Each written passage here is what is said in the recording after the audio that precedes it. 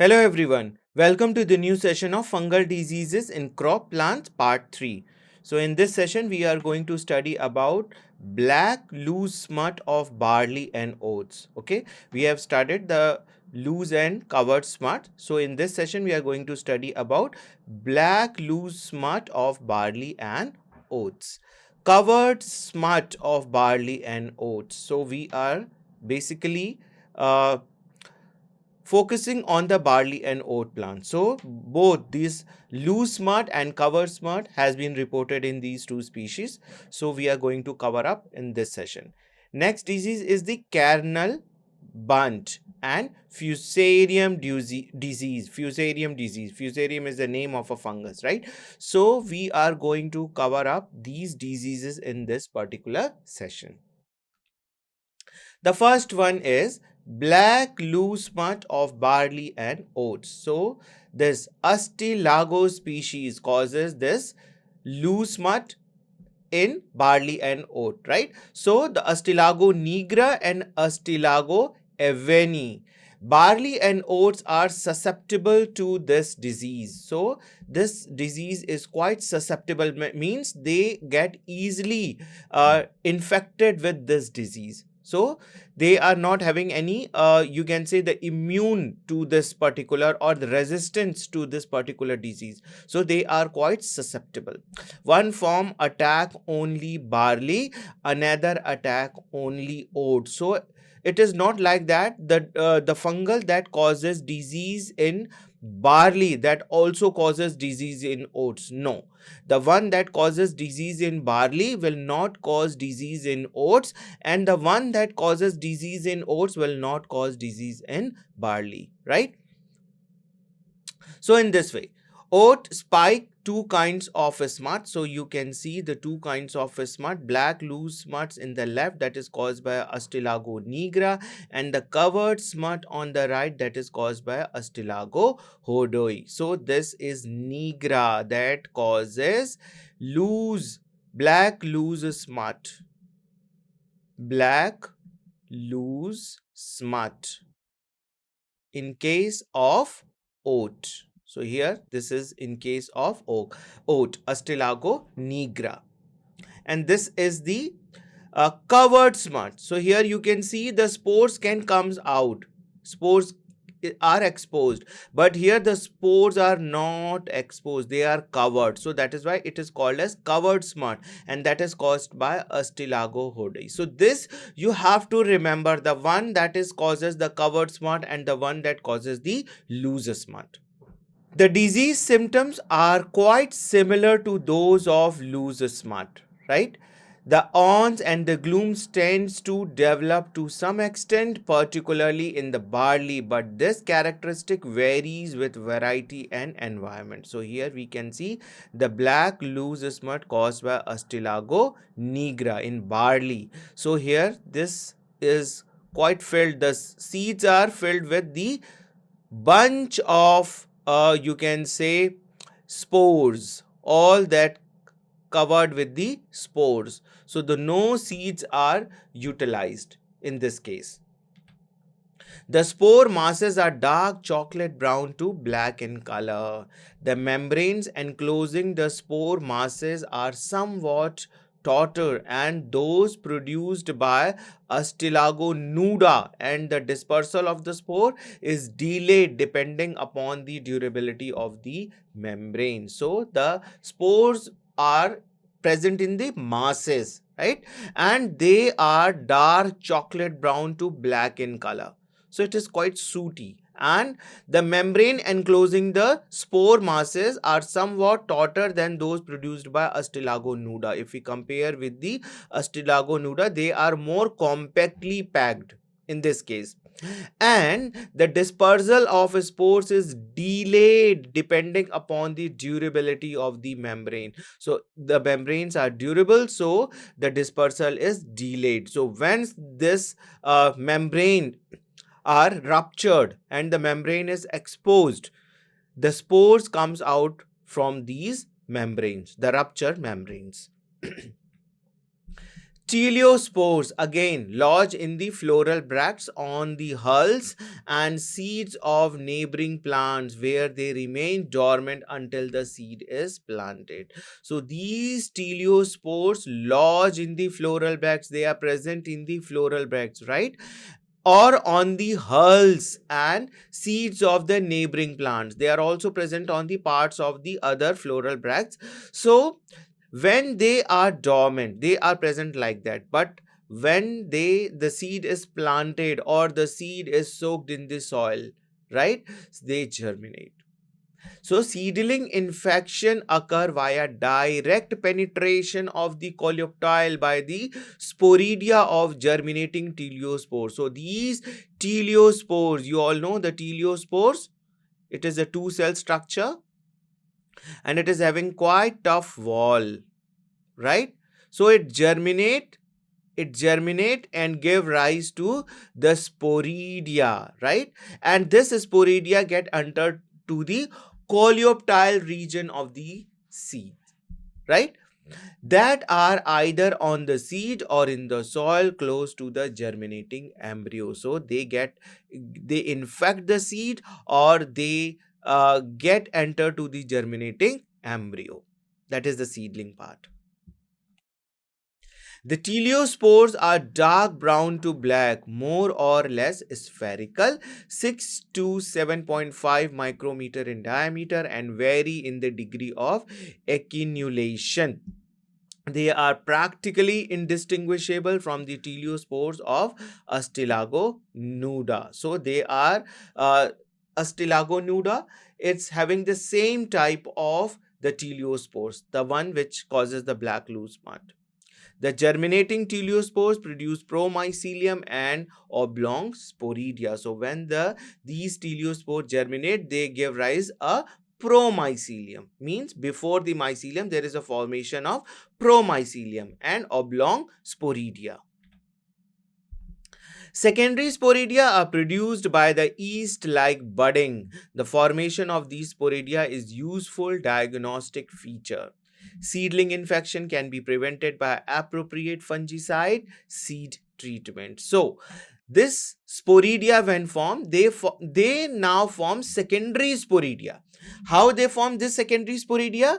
As you know that the yeast cell bud off like in this chain like structure, right? So all these are the buds, outgrowths. So the cell divide, okay, and the nucleus passes into this outgrowth and the cell wall is laid. So in this way the secondary sporidia are also formed like the yeast budding.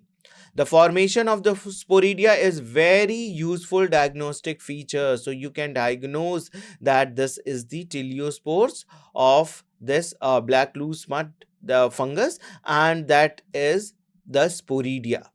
And the seedling infection can be prevented by the appropriate fungicide. We can treat the seeds with fungicides. The use of various resistance to the local races. Okay, so there are many resistance varieties against this disease, so that can be used, as well as seed treatment usually keeps the disease under the control, and also the treatment of the seeds with the fungicide can also suppress the disease. Covered smut of barley and oats. Now comes the covered smut of barley and oats.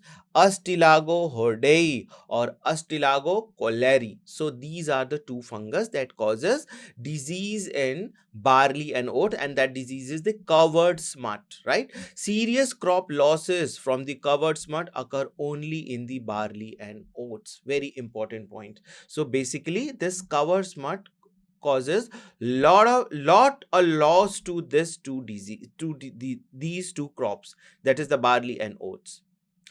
The forms causing covered smut have identical morphological characteristics but differ in their ability to parasitize oats and barley. So basically they are quite similar in the morphological characteristics, but they differ how they parasitize the oat and barley. So this is the difference in between these two, Astilago hordei and Astilago choleri. One form infect barley but not oats, and another form infect oat but not barley. The same thing. The barley spike with the covered smut that is caused by Astilago hordeae, and the oat panicle with the covered smut that is caused by Astilago hordeae. So here you can see, right? This is both showing the covered smut.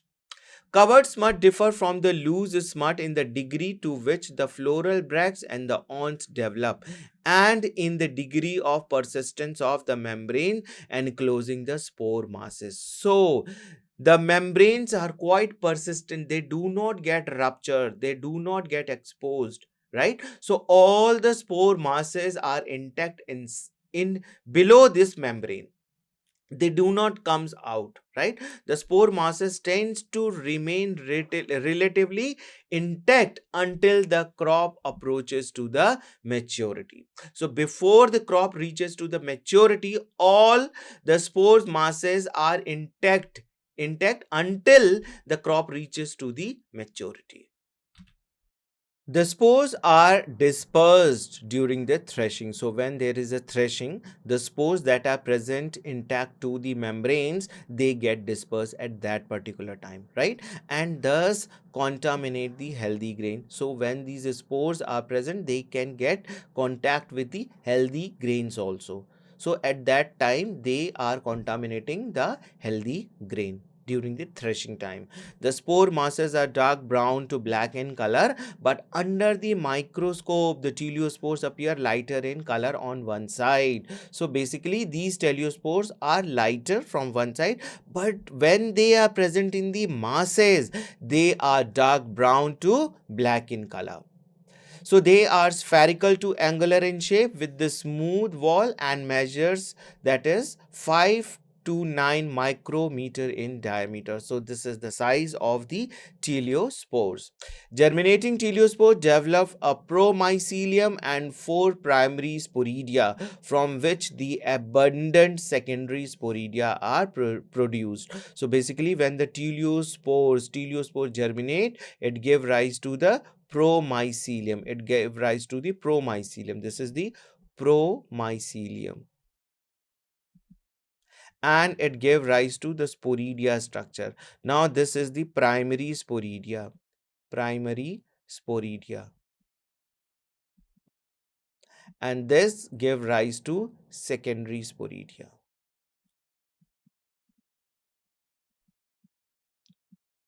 Right? So in this way, abundant sporidia are produced by the germination of the teliospores. The fungus is carried over the cycles to cycle as a seed-borne pathogen, either as a dormant spore or a mycelium in the hulls and the seed coat in the grain. So this fungus is present in the seeds. So whence the next generation comes, though that particular fungus is present in that seeds also, right? So they are the dormant spores, and they are, or a mycelium can be dormant, and they are present in the hulls and the seed coat of the grain. So the appropriate fungicide should be used as a seed treatment, and that is quite effective as a control measure. So fungicide, we can treat the seeds with the fungicide so that if the dormant spores or a mycelium is present, so that can die off and our seed can be free from the fungus. Many varieties that are resistant to the black loose smuts are also resistant to the covered smut. So once the variety that is resistant to the black loose smut, so that is also resistance to the covered smut. Karnal bunt. Next disease is the Karnal bunt, that is caused by Tillatia indica. Karnal bunt is primarily a disease of a bread wheat. That is a very important. But durum wheat and the triticale may also be affected. So basically, it is affecting the wheat variety. Wheat varieties.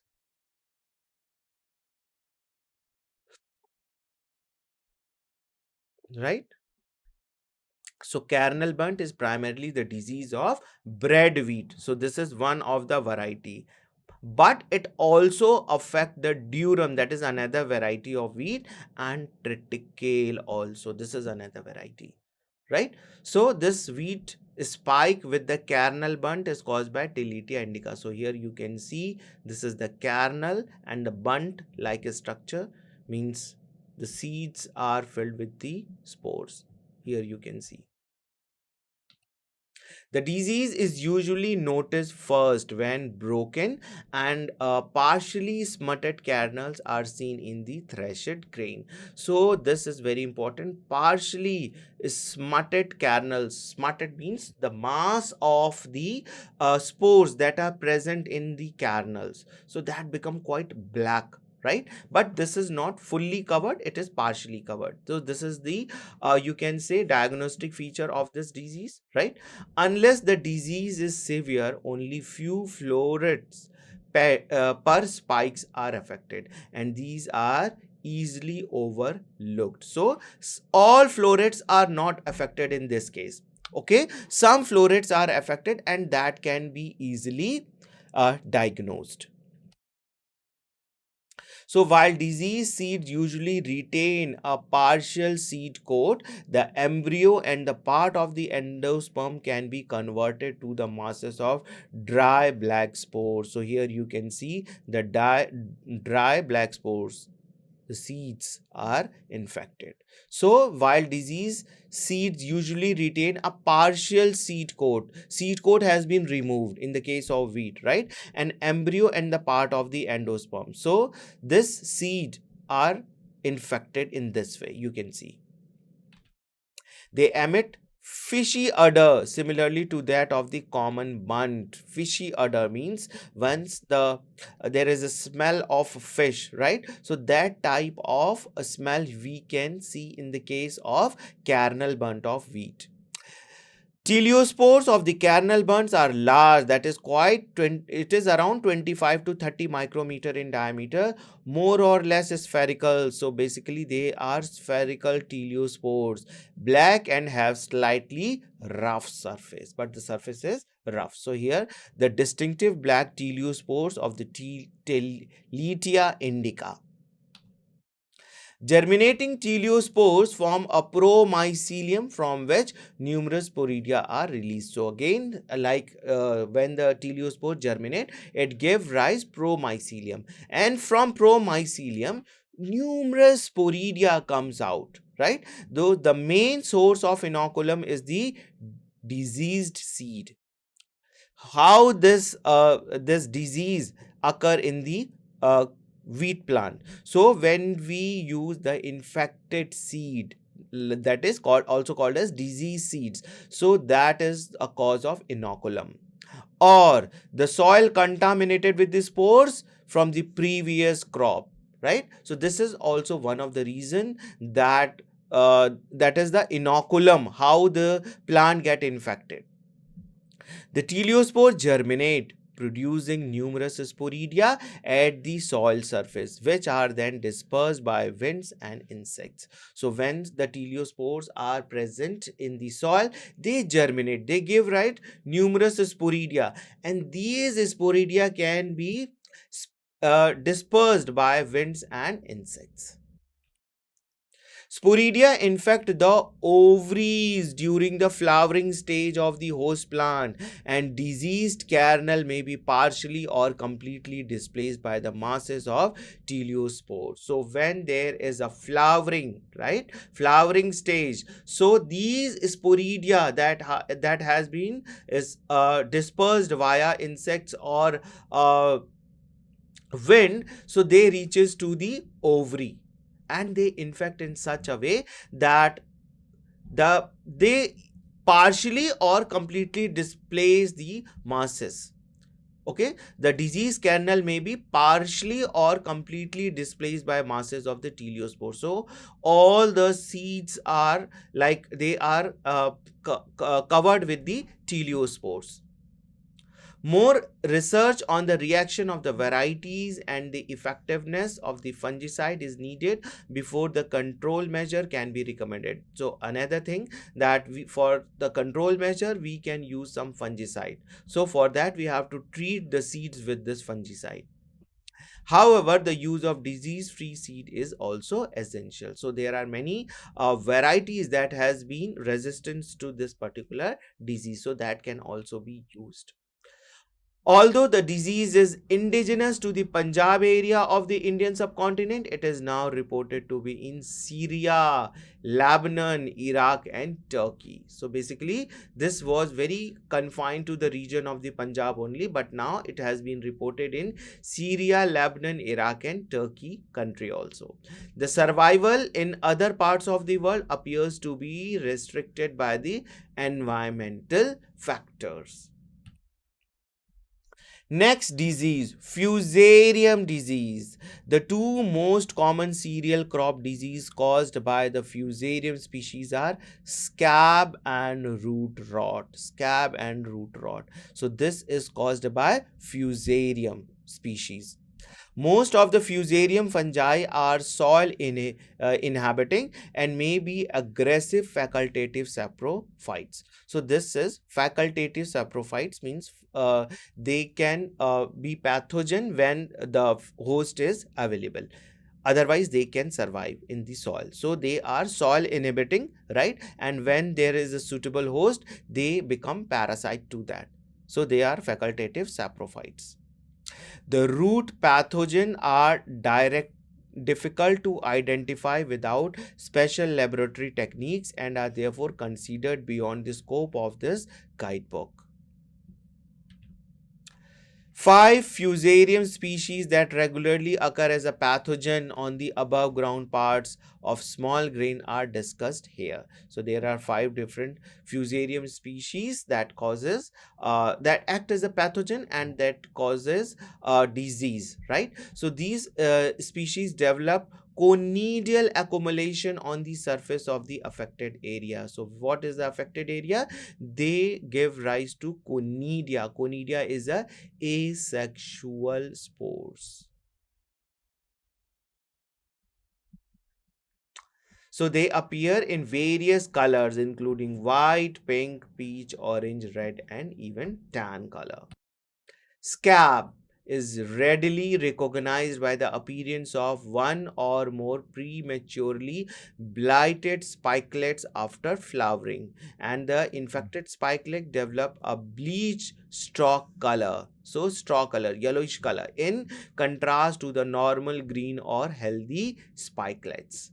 So this is the scab. Scab is readily recognized by the appearance of one or more prematurely blighted spikelet after flowering. The infected spikelet develop a bleached straw color. So here you can see straw color in contrast to the normal green and healthy spikelet. So this is quite normal, but here you can see a yellowish color.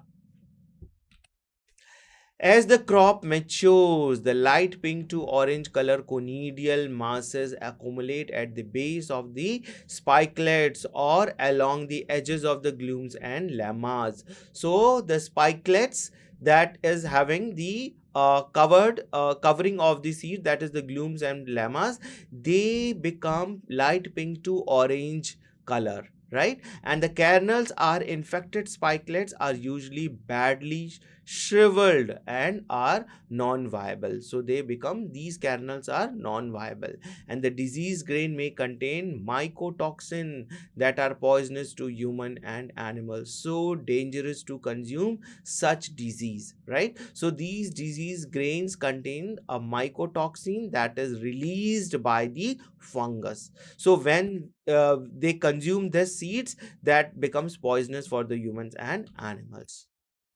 The same fungi that causes scab may also cause seedling blight, crown rot, stem and node blight, and the grain rot on all small grain cereals.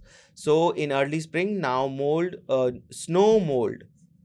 snow mold caused by fusarium nivale invades the leaf and crown tissue and fall sown cereals, right?